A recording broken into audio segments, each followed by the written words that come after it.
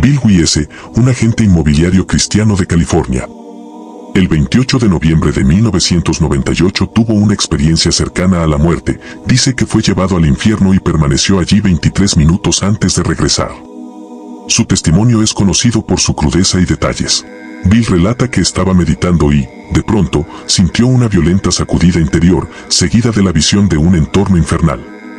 Se encontraba atrapado en una celda pequeña, unos 4 por 4 metros, con criaturas monstruosas. Describe a 2 seres grotescos, fuertes 1000 veces más que un hombre, que lo observaban y lo insultaban en un lenguaje incomprensible. Podía oír los gritos y gemidos de un número incontable de almas torturadas. Un murmullo infernal, persistente y desgarrador, acompañado de un hedor nauseabundo, un olor a carne quemada, azufre y putrefacción. Todo su sistema sensorial estaba saturado de maldad. Bill confiesa que el infierno no era fuego brillante, sino oscuridad opresiva. Las criaturas parecían beber su miedo. Estaba paralizado por el terror, incapaz de moverse, rodeado de murmullo constante y aquellas 2 bestias que, según él, eran mucho más terribles que cualquier demonio tradicional. De repente, en medio de aquella tortura interminable, apareció una manipuladora luminosa. Una mano gigantesca, desgastada, emergió del techo de su celda y lo liberó. Las criaturas huyeron, los gritos cesaron, la luz se hizo más intensa. El rescate fue dramático y casi brusco. Bill abre los ojos en su sala de estar, gritando y sudando. Su esposa estaba a su lado, aterrada. Le tomó un tiempo contar lo que había vivido porque inicialmente pensó que nadie le creería. Su experiencia fue publicada en el libro 23 Minutes in Hell 2006 y desde entonces da conferencias por iglesias para advertir que el infierno es real y es más horrible de lo que cualquier mente puede imaginar.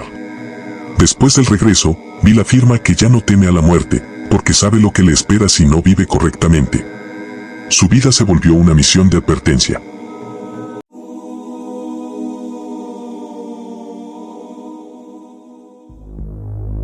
En 1985, Howard Storm era un profesor de arte estadounidense, ateo, escéptico, alguien que vivía con la seguridad de que la muerte era simplemente nada. Durante un viaje a Francia, su vida cambió para siempre. Una emergencia médica grave lo dejó en el borde entre la vida y la muerte. Mientras su cuerpo yacía en la camilla, los médicos luchaban por estabilizarlo. Pero él, en su percepción, ya no estaba allí. Afirma que vio su cuerpo desde arriba, inerte, mientras sentía cómo se alejaba del mundo físico. A medida que flotaba, comenzó a oír voces que lo llamaban. Voces suaves, familiares, que le ofrecían ayuda. Siguió aquellas voces por un pasillo que se volvió progresivamente más oscuro.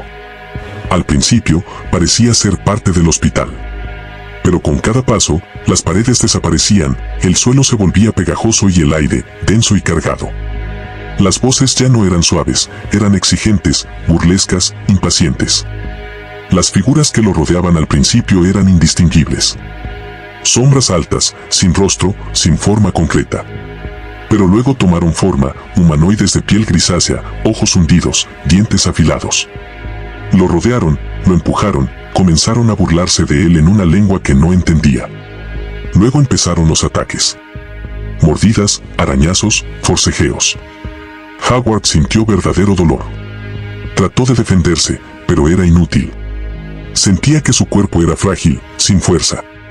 Todo lo que podía hacer era gritar. Y cuando lo hizo, cuando gritó pidiendo ayuda, algo sucedió. En medio de esa oscuridad brutal, una chispa de luz apareció. La luz se expandió, y con ella, una presencia. No era una figura humana, pero irradiaba poder, compasión y autoridad. Aquellos seres lo soltaron y retrocedieron. La luz lo envolvió y lo arrastró fuera de ese abismo. En ese estado, Howard dice que fue llevado a una especie de revisión de su vida. Vio momentos que había olvidado, y sintió vergüenza, dolor, y luego, amor. La presencia le habló sin palabras. Le mostró su egoísmo, su vanidad, su falta de empatía.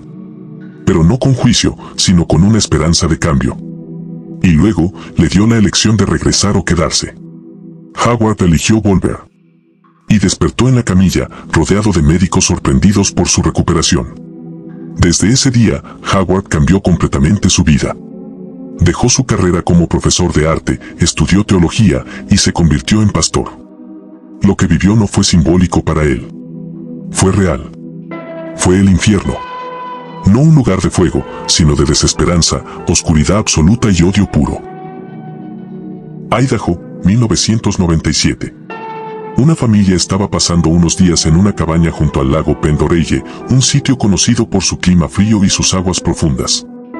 Aquel día el aire era helado, había nieve en la orilla, y el viento hacía que todo se sintiera más lejano, más silencioso. Nadie imaginaba que algo tan oscuro iba a marcar a esa familia para siempre. Daniel, un niño de solo 8 años, salió a jugar cerca del lago con sus hermanos. En un instante de distracción, resbaló sobre una superficie congelada, se rompió el hielo y desapareció. El agua estaba tan helada que su cuerpo entró en shock inmediatamente. Pasaron varios minutos antes de que alguien notara su ausencia. Lo buscaron con desesperación hasta que lo vieron, flotando boca abajo, inmóvil. Cuando lo sacaron del agua, ya no respiraba. Los paramédicos estimaron que había estado al menos 15 minutos sumergido. No tenía pulso. No reaccionaba a ningún estímulo. Técnicamente, estaba muerto. Pero no se rindieron. Le hicieron RCP durante casi 20 minutos. Justo cuando iban a detenerse, Daniel abrió los ojos. No gritó. No lloró. Solo murmuró algo que dejó helados a los médicos. Los que estaban arriba no querían que volviera. Pensaron que era el delirio de un niño. Confusión. Pero con el paso de los días, Daniel empezó a contar lo que vivió mientras estaba muerto, y lo que describió no se parecía a ningún relato angelical o de luz. Al contrario. Fue tan inquietante que sus padres evitaron que hablara del tema frente a otras personas.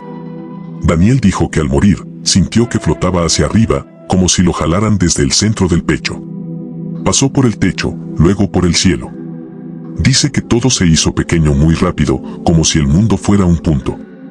Entonces sintió que estaba solo, suspendido en algo más grande, más oscuro. Dijo que arriba no había cielo, sino un espacio negro, como si el universo tuviera grietas, agujeros. Dentro de esos agujeros, había ojos. Ojos gigantescos, sin párpados. Algunos rojos, otros blanquecinos, y otros completamente negros. No parpadeaban. Solo lo miraban. Algunos parecían llorar. Otros tenían costras o estaban cruzados por cicatrices. Ninguno parecía humano. A lo lejos, Daniel vio figuras flotando. Cuerpos. Personas que parecían atrapadas en burbujas de sombra. Algunas estaban de cabeza, otras con los brazos extendidos. Una de ellas tenía una cara, muy parecida a la suya. Pero esa figura tenía la boca cosida y los ojos vacíos. Lo señaló. Daniel intentó alejarse, pero no podía moverse. Dijo que sentía algo agarrándole la espalda. Algo que no era una mano, sino una sensación. Como si una voluntad invisible lo tuviera sujeto. Entonces lo escuchó. Una voz sin boca. Una presencia que le habló directamente a la mente. No es tu hora. Pero volverás. Todos vuelven. Y en ese momento, cayó. Rápido, como si lo arrojaran desde un acantilado. Despertó de golpe en la camilla. Desde entonces, Daniel no volvió a ser el mismo. Tuvo terrores nocturnos casi a diario. Decía que los ojos lo estaban mirando otra vez. Su madre encontraba dibujos extraños bajo su cama, grietas flotantes, rostros cosidos, puertas negras con lengua saliendo. Una noche, lo encontraron parado frente a la ventana, a las 3 de la mañana. Su madre le preguntó qué hacía, y él dijo: «Baja la voz, mamá, no me oyen si no me muevo». Otra noche, en la grabación de una cámara para bebés que tenían por precaución, se escuchó a Daniel murmurar dormido, en un idioma completamente desconocido. Se oyó su voz, pero también otra más grave, como si dos personas hablaran al mismo tiempo desde su garganta. Lo llevaron a varios psicólogos. Todos dijeron que su cerebro probablemente sufrió un daño por falta de oxígeno. Pero lo extraño es que su memoria, inteligencia y lenguaje estaban intactos. Solo su forma de ver el mundo había cambiado. A veces escribía frases sin saber de dónde venían. Una vez, escribió en un cuaderno: «Lo que hay arriba no es cielo. Es el espejo del abismo». Y en otra hoja, con letras más torcidas: «Los que miran desde las grietas no parpadean. Si parpadean, puedes irte. Si no, te quedas». Hoy Daniel tiene más de 30 años. Nunca dio entrevistas.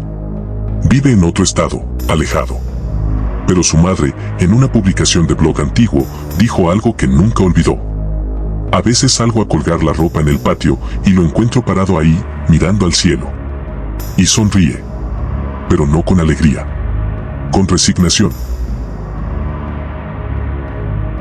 Año 1991.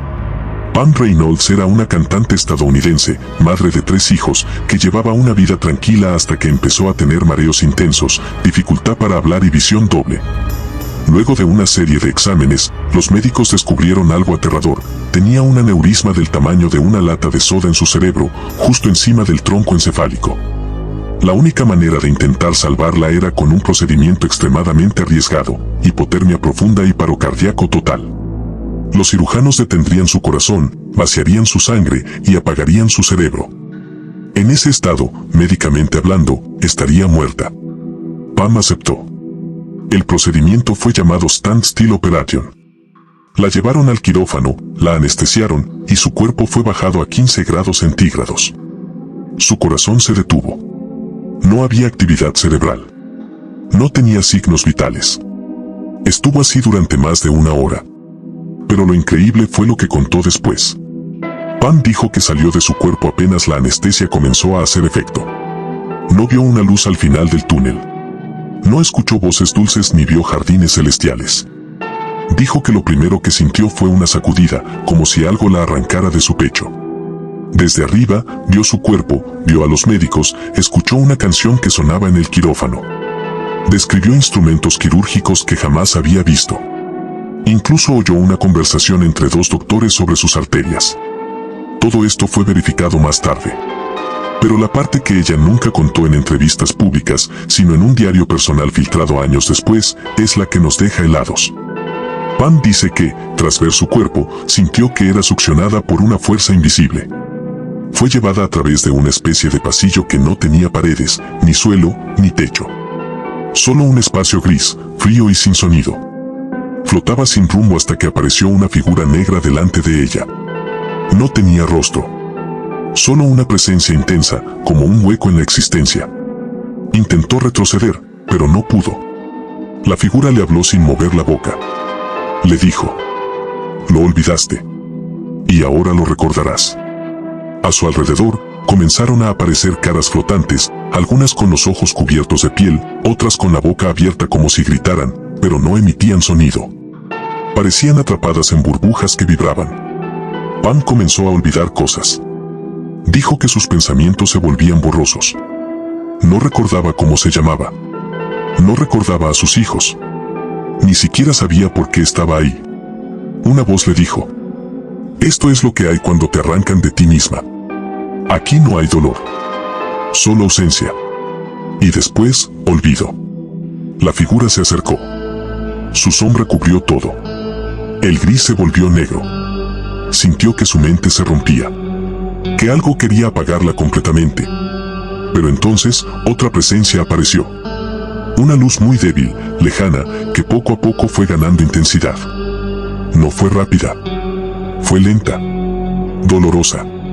Como si tuviera que abrirse paso entre ese espacio horrible. Y cuando llegó, todo se detuvo. La luz no tenía forma. Pero sentía que la conocía. Le mostró imágenes de su familia, su niñez, su rostro. Le ayudó a recordar. A reconstruirse. Y finalmente, le dijo: "No es tu tiempo. Pero lo será. Todos vuelven". Pam regresó al quirófano justo cuando los médicos comenzaban a calentar su cuerpo. Volvió a tener signos vitales. Su corazón latió de nuevo. Y cuando despertó, lloró. No de alegría, sino de terror. Durante años, habló abiertamente solo de la parte médica de su experiencia, lo que oyó, lo que vio, cómo flotó. Pero se negó siempre a profundizar en la otra mitad. Esa parte oscura que solo reveló parcialmente en entrevistas muy privadas. En una grabación que se filtró después de su muerte, se la escucha decir: "No estuve muerta, estuve en un lugar donde no hay muerte ni vida. Donde no hay tiempo ni memoria. Estuve en la nada. Y esa nada quiere que no vuelvas". Después de la operación, Pan nunca volvió a cantar profesionalmente. Se retiró de la música. Comenzó a sufrir insomnio crónico, ataques de ansiedad y evitaba cualquier lugar oscuro o silencioso. Decía que ahí es cuando puede volver. Pan murió en 2010 de un fallo cardíaco. En sus últimas semanas, escribió una frase en varias hojas de papel, repetida una y otra vez. Nos quitan la memoria para que podamos soportarlo.